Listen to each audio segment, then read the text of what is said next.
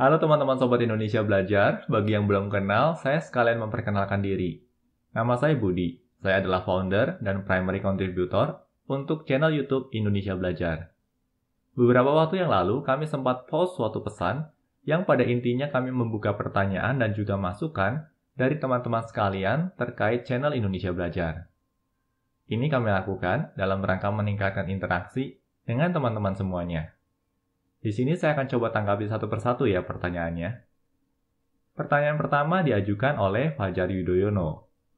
Halo Pak, saya masih penasaran dengan role atau job apa saja yang berhubungan dengan data, serta karir dan learning path-nya, agar memudahkan proses belajarnya. Nah, menurut kami ini pertanyaan yang sangat bagus sekali. Beberapa pekerjaan di bidang data, diantaranya adalah database administration, data engineering, data science, dan business intelligence.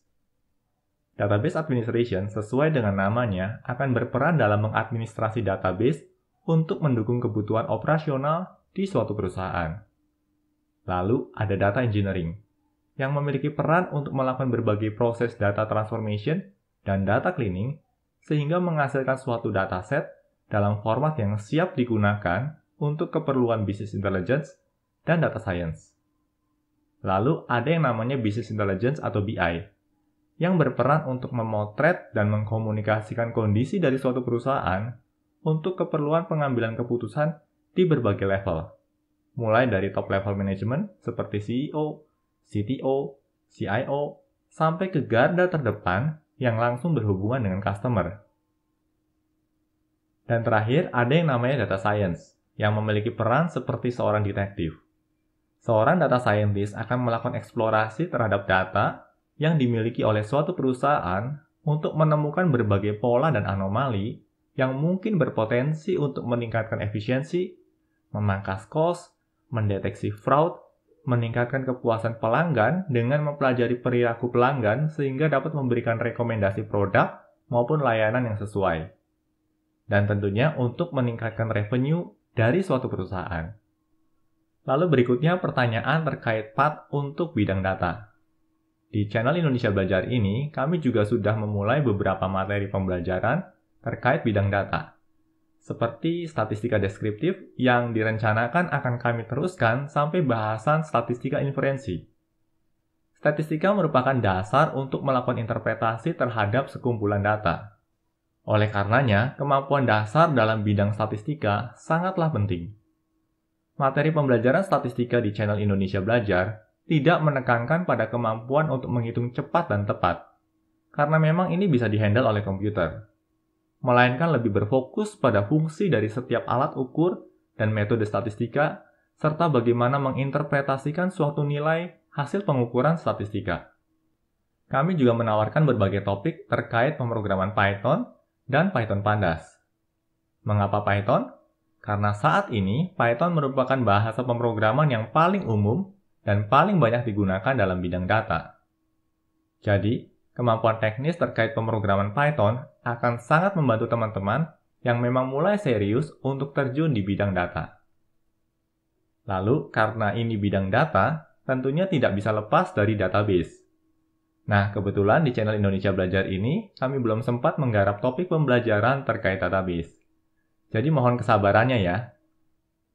Pertanyaan kedua diajukan oleh Farhan Asyantri. Rumahnya di mana, Bang? Terima kasih untuk pertanyaannya. Saat ini saya berprofesi sebagai seorang dosen di Universitas Maranatha Bandung. Dan saya tinggal di daerah Bandung. Nanti setelah pandemi COVID-19 ini berakhir, teman-teman silakan untuk berkunjung ke kampus Maranatha di Bandung. Kita bisa atur jadwal untuk ketemuan dan juga ngobrol-ngobrol santai dan ngopi bareng. Pertanyaan ketiga diajukan oleh Nastar Cookies. Karena saya bukan lulusan sarjana, hanya lulusan SMA, bisakah berkarir di bidang data? Setahu saya rata-rata pekerja di bidang data lulusan S2. Terima kasih untuk pertanyaannya, saya coba jawab ya. Untuk role sebagai seorang praktisi Business Intelligence dan Data Scientist, memang umumnya mensyaratkan pendidikan setingkat S2 dan PhD atau S3. Karena kedua bidang ini menuntut kemampuan analisis yang cukup dalam.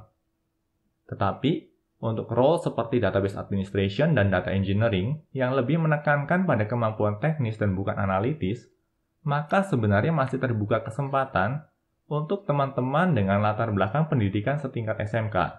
Tetapi tentunya teman-teman juga perlu membangun portfolio yang dapat mencerminkan kompetensi yang teman-teman miliki. Salah satu model portfolio yang paling umum ditemui saat ini adalah dengan mendokumentasikan setiap eksplorasi data yang kita lakukan di akun GitHub ataupun akun Kaggle yang kita miliki. Model portfolio semacam ini lebih bisa berbicara bila dibandingkan selembar kertas sertifikat. Karena melalui GitHub repository, kita bisa dengan lebih jelas melihat bagaimana seseorang progresi dalam mengembangkan kompetensinya. Pertanyaan keempat diajukan oleh Buung A.P. Tuhman. Umur berapa, Bang? Wah, terima kasih untuk pertanyaannya. Saya kelahiran tahun 1981. Jadi di tahun 2020 ini, saya akan berusia 39 tahun. Nah, makanya untuk teman-teman yang masih berusia belasan tahun ataupun di usia 20-an tahun, saya selalu menghimbau untuk tidak menyia-nyiakan usia muda. Karena di rentang usia tersebut, teman-teman memiliki kemampuan otak yang sangat luar biasa untuk menyerap dan juga mempelajari hal-hal baru. Lalu pertanyaan kelima diajukan oleh Muhammad Aditya Riki Iksan. Saya sudah lama menanti tutorial-tutorial Linux di channel ini. Apakah sudah tidak dilanjutkan lagi? Saya harap tetap lanjut, Pak, karena membuat saya makin tertarik dengan Linux, terutama kustomisasinya. Wah, terima kasih sekali untuk pertanyaannya. Saat ini materi terkait Linux memang agak sedikit terhenti. Tetapi terima kasih karena sudah diingatkan. Kami akan kembali menggarap beberapa topik terkait Linux. Pertanyaan ke-6 diajukan oleh Dwi Indra Prasetya. Apabila kita ingin mempelajari bahasa Python untuk pengembangan web, apakah kita harus belajar bahasa web lainnya terlebih dahulu, seperti HTML, CSS, JavaScript, atau PHP?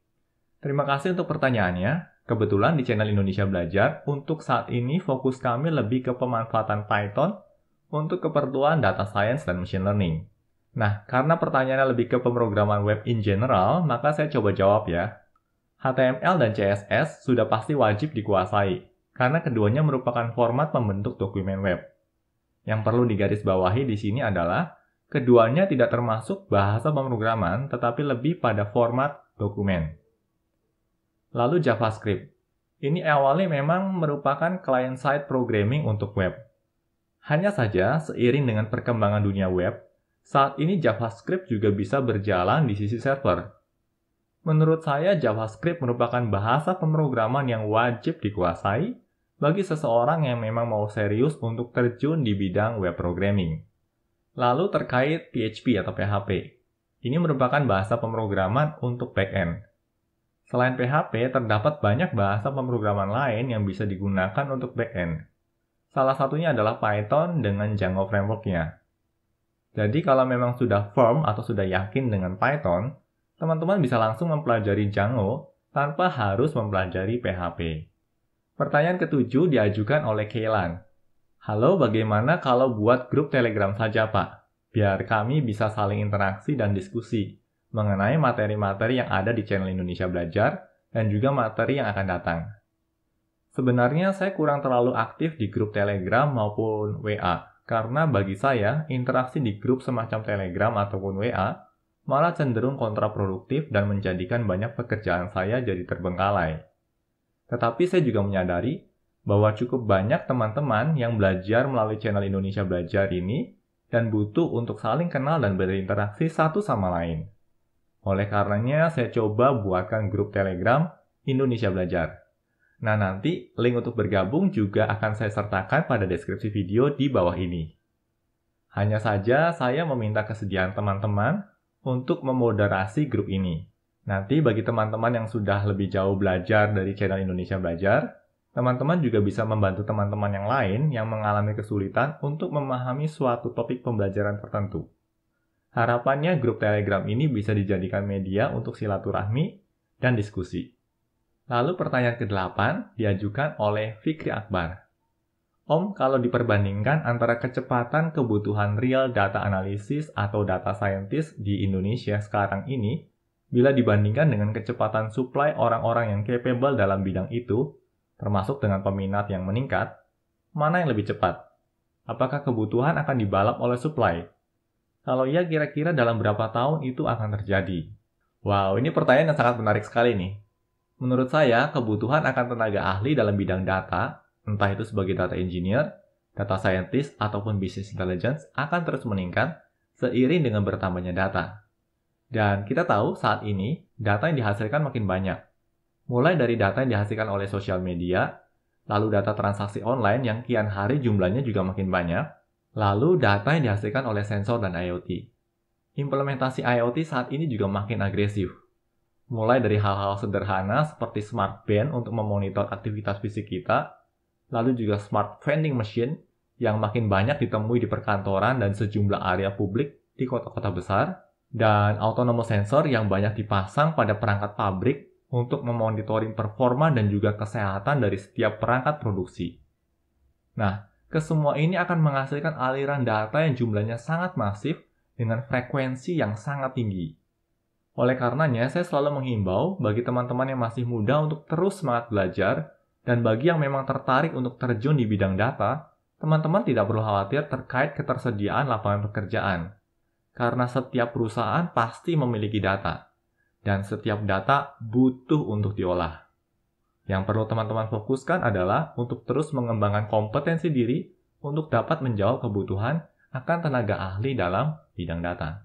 Pertanyaan ke-9 atau pertanyaan terakhir diajukan oleh Dewim.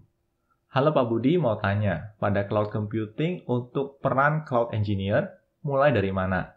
Learning path untuk mempelajari sekaligus mendalami, dan apa betul harus menguasai semua konsol dalam satu layanan? Mohon penjelasannya. Terima kasih untuk pertanyaannya. Saat ini, cloud computing makin populer dan makin banyak perusahaan yang mengadopsi cloud solution. Mulai dari perusahaan berskala startup sampai perusahaan dengan skala enterprise. Saya pribadi bisa terbilang masih sangat pemula dalam bidang cloud computing ini. Dan penyedia cloud computing sendiri cukup banyak. Ada Amazon Web Services, Google Cloud Platform, Microsoft Azure, Alibaba Cloud, lalu ada juga DigitalOcean dan sejumlah cloud provider lainnya. Saya pribadi saat ini sedang berfokus pada layanan cloud yang ditawarkan oleh Amazon Web Services atau AWS. Karena kebetulan mereka menawarkan program akademik melalui AWS Educate. Dan ini memungkinkan saya sebagai edukator dan juga mahasiswa di kampus saya untuk mencoba berbagai layanan cloud yang ditawarkan oleh AWS secara gratis. Lalu terkait learning path untuk menjadi seorang cloud engineer. Saya sangat menyarankan untuk menyimak sesi podcast atau sesi bincang-bincang yang pernah kami lakukan bersama seorang solution architect dari AWS. Dalam sesi tersebut juga disebutkan beberapa resources menarik yang bisa digunakan untuk belajar. Selain itu, kami di channel Indonesia Belajar ini juga mulai menggarap beberapa topik terkait layanan dasar yang ditawarkan oleh Amazon Web Services atau AWS. Jadi harapannya juga bisa membantu proses belajar teman-teman di sini. Semua poin pertanyaan yang diajukan sudah saya jawab, dan semoga memang dapat menjawab. Kami juga akan coba buat sesi tanya jawab ini secara rutin di tiap bulannya, dan semoga ini bisa meningkatkan interaksi kita. Oke, kami tutup dulu sesi Q&A kita kali ini. Salam Indonesia Belajar, banyak belajar biar bisa bantu banyak orang.